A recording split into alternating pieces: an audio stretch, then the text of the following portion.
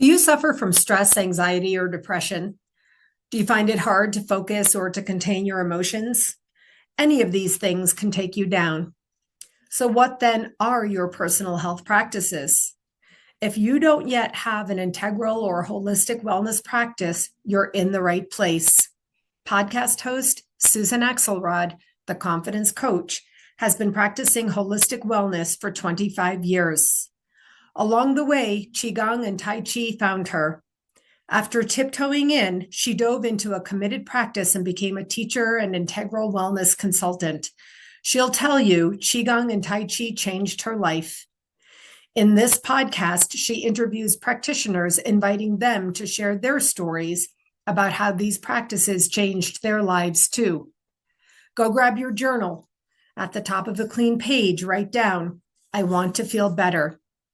Then take a breath and tune in to see if Qigong and Tai Chi can help. Hello, friends. Welcome to another episode of this truly important podcast series, How Qigong and Tai Chi Changed My Life.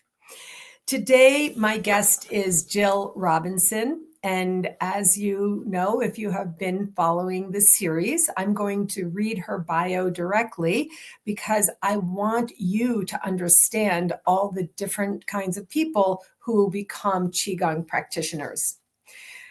Jill's bio starts this way: "We are all many things." Right now, Jill Robinson is an artist and Tai Chi teacher living in LA. Her past work in environmental sustainability, law, and conservation can mostly be summed up as this: she is deeply interested in and engaged with our connection to, immersion within, and interactions with the more than human natural world. This engagement eventually led to an interest in Daoism, and then Qigong, and then Tai Chi. Jill has been teaching Qigong and Tai Chi in Los Angeles and online for the Healer Within and other organizations for the past 5 years. The practice has given her so much, and it is her great joy to be able to share it with others. Oh my gosh, Jill, I love everything about that bio. Thank you so much for joining me today. Thanks for having me. I'm telling you, I love these conversations. So I just want to get started right in by asking you to share with us, how has Qigong and Tai Chi changed your life? I would have to say that the biggest change is all about pressing the pause button and slowing down. And for me, it all started with meditation. I came to meditation at a time in my life when I was a busy professional, working, a busy parent, and the model that I had been living of just keep pushing, keep hustling, keep doing, keep achieving, you hit a wall, and you have to search for something that is going to sustain you and maybe reset. And it was a completely radical surprise for me to realize that the thing for me was very simple. It was just simply pressing the pause button, slowing down, and instead of tuning into busyness and achievement and working and hustling, to tune into stillness. And that had never been part of my model, my paradigm, anything. But I started to meditate.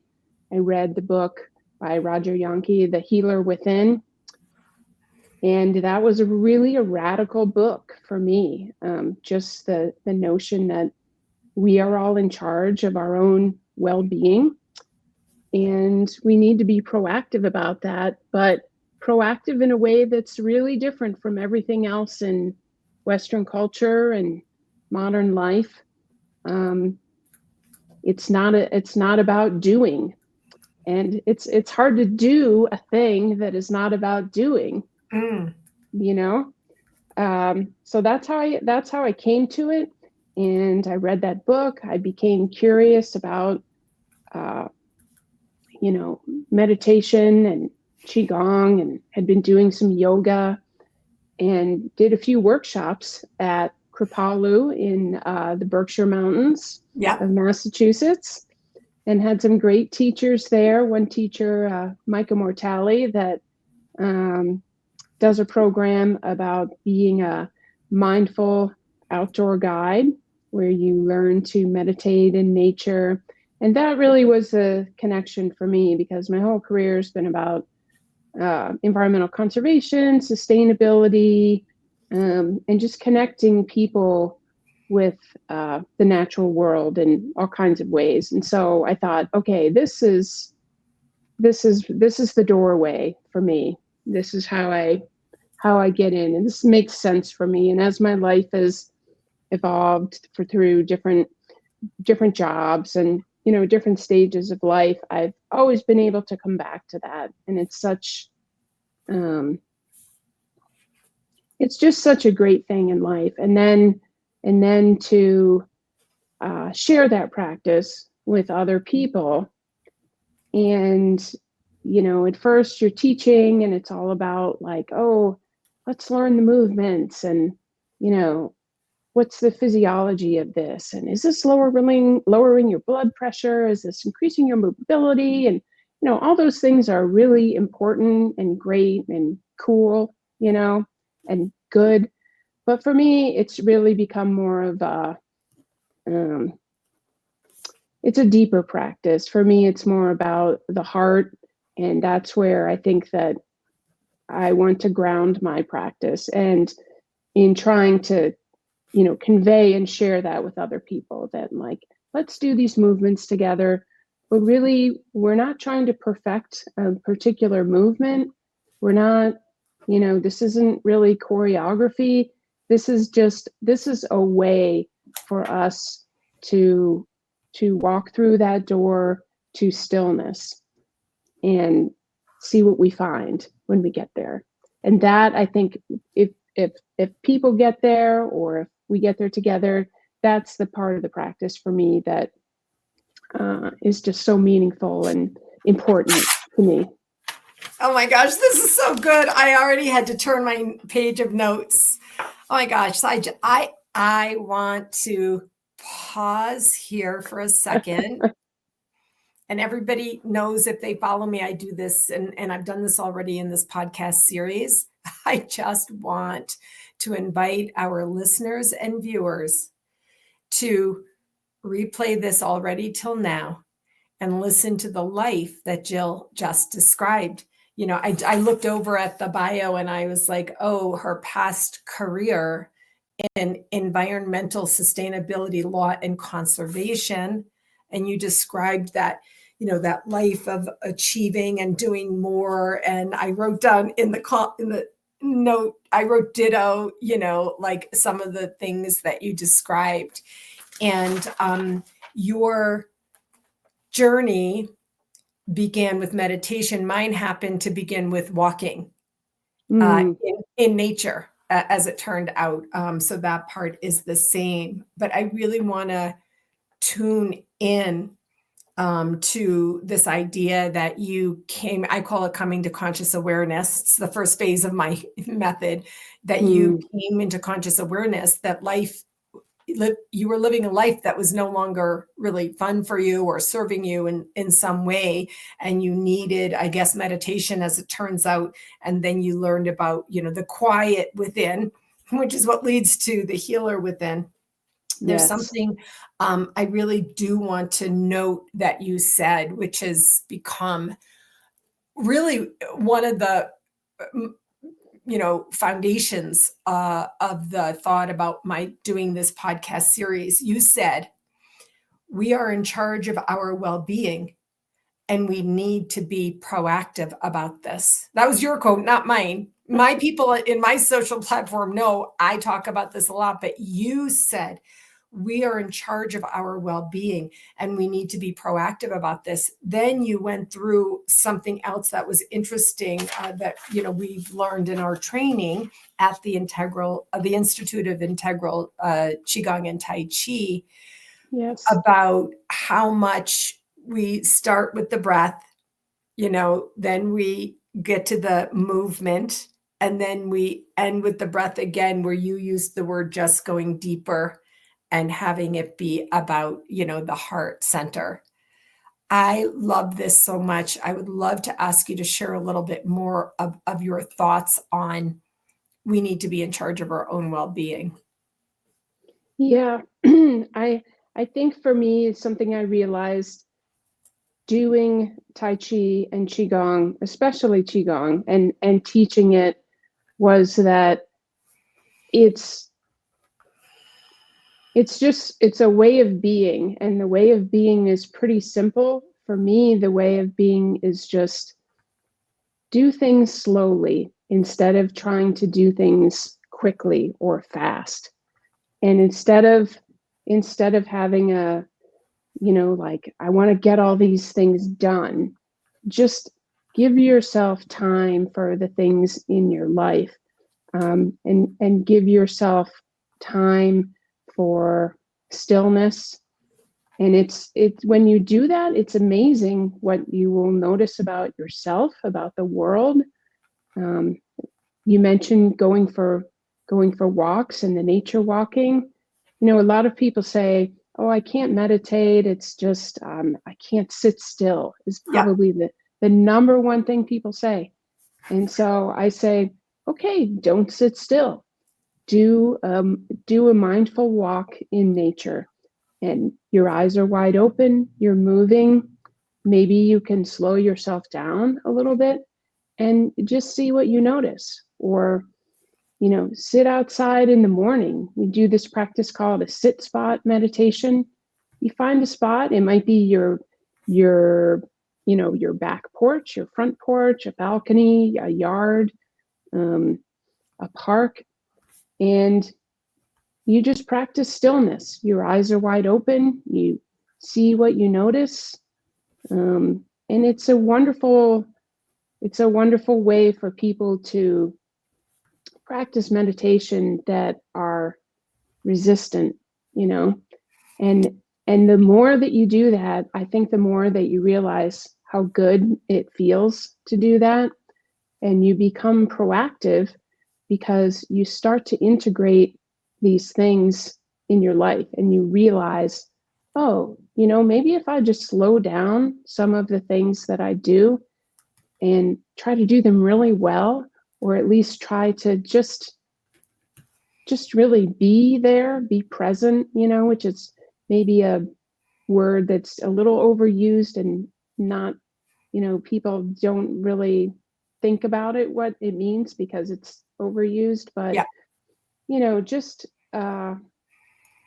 press the pause button, slow down your breathing, slow down your movement, and, don't be thinking about getting something done or accomplished. More the proactive part is like, what do I need to do for myself?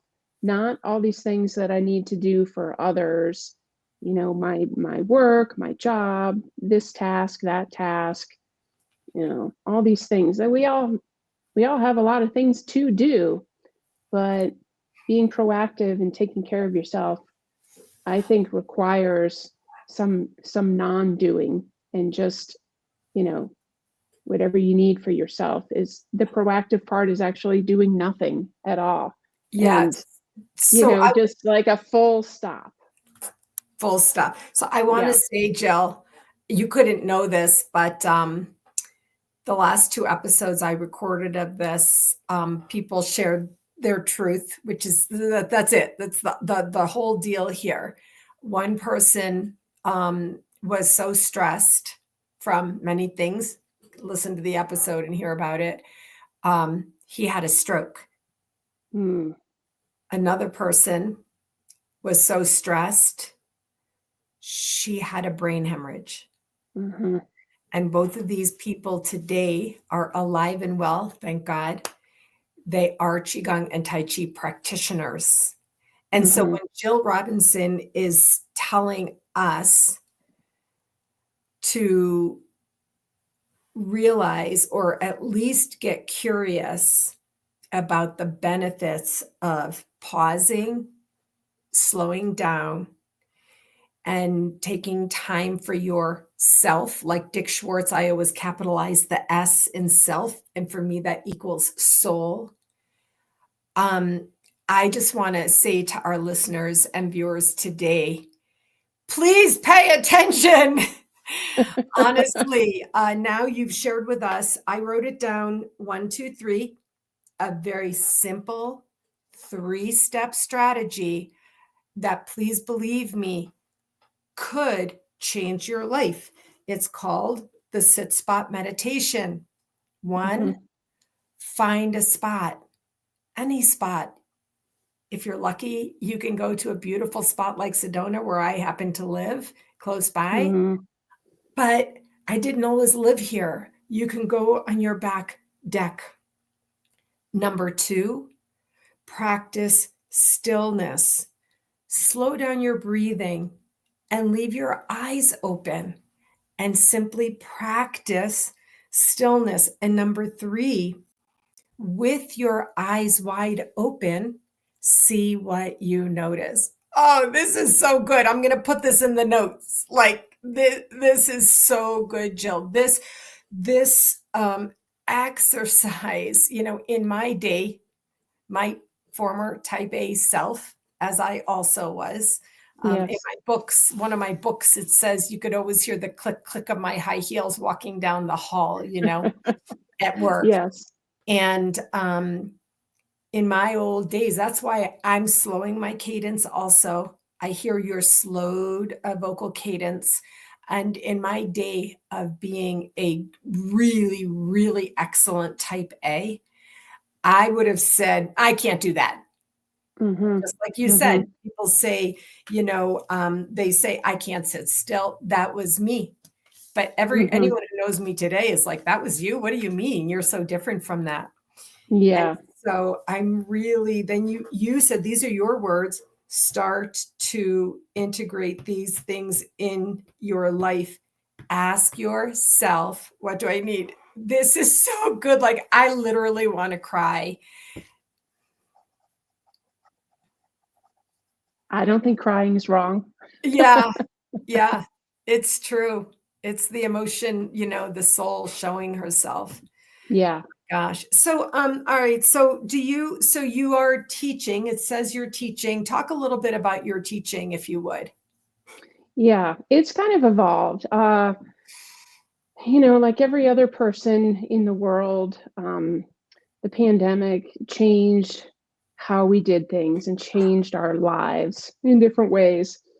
And for me, in 2019, my husband and I had just moved to Los Angeles from New Hampshire. Oh, I see.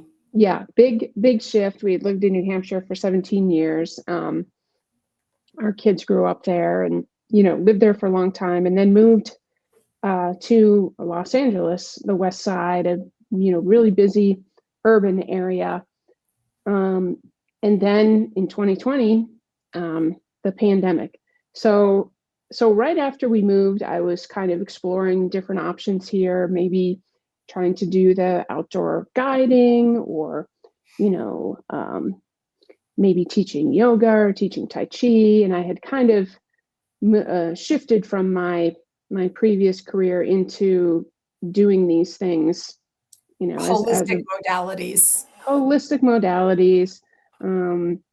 I started a business, Jill Robinson Holistic Health, and the idea was that it would offer yoga or meditation or Tai Chi and Qigong. And in the meantime, continuing my training here in LA with Tai Chi classes and starting to teach. And I started to teach at some gyms, some kind of elder care communities and facilities. And then that all stopped. Like, okay, that's just not, we're not doing that right now. So, Right. I was really caught off guard like every other human. And so I started teaching online. And for the first many weeks, my class online was very small. I had 2 students who came with me from my bigger classes at the gym or, wherever, 2 people. And I thought, this is just, this is crazy. Why even bother? Like, I'll just do something else. But I stuck with it. And, it was a weird time of feeling disconnected. I think a lot of people felt that way. And so I thought, you know what, if nothing else, I will continue to do my own practice by Right. teaching this class. Right. You were exactly. Yeah. So I'm going to keep doing it. But then what happened was that one of my students had 8 brothers and sisters. And so, that person brought a few of their siblings into the class. And then I got a few friends that I knew to join the class. And, their parents then wanted to be in the class. And then what my father wanted to be in the class. So it was a really different, it was almost all people I knew or knew through, other people. And it was a real connection, and it was like, yes, it's about the Tai Chi and it's about the Qigong. But one of the people in my class, a friend of mine, I asked her for some feedback, and she said, the class is great and you're doing a great job at this, but why don't you leave some time at the beginning of the class and the end of the class just for people to, say hi to each other, see who's in the class. And, and that became, I think, the reason that a lot of people, I think that's why most people do any class, honestly, the social connection and just the human connection. Like they want to learn whatever they're learning, but like, that's the heart of it. Yeah. And yeah, so we did that for about 2 years. And then I started to teach some online workshops. I taught a workshop I think 4 or 5 times for the Healer Within called the Qigong of the Animals. And that was all about the 5 animal frolic movements in Qigong that I adapted into a shorter form and, taught people. And I think people like it. I think it's fun. It's a different entryway into Tai Chi that is a little more playful and is a little less about like, oh my gosh, am I doing the movement right? Which way are we turning? It's like, we're just going to have some fun with this. And we're going to embody animals. Like, come on, how fun is that? It's so fun. Jessica Colby does that. I learned that from the instructor at the Jessica Colby. I have to stop us. I mean, this is what happens when you get to talking about this. I want to say thank you so much. I just wanted to point out one thing that you said, which was I thought to myself, why bother? But I stuck with it partly for my own practice. And that is one of the greatest teachers of Qigong. Jill, I love everything about this. I'm going to drop your links in the show notes when this podcast gets, put out there, and you'll be receiving a copy of this. I hope you'll share it with your people, including the big families of people who joined you online during COVID. Sure. I want to say thank you so much for joining me today. And if there's any way I can support what you're doing, call on me, please, and I will share and promote and support. So thank you very much. Keep up the very great work. Thank you, Susan. Thanks so much. Absolutely. It's a pleasure. Take care. You too.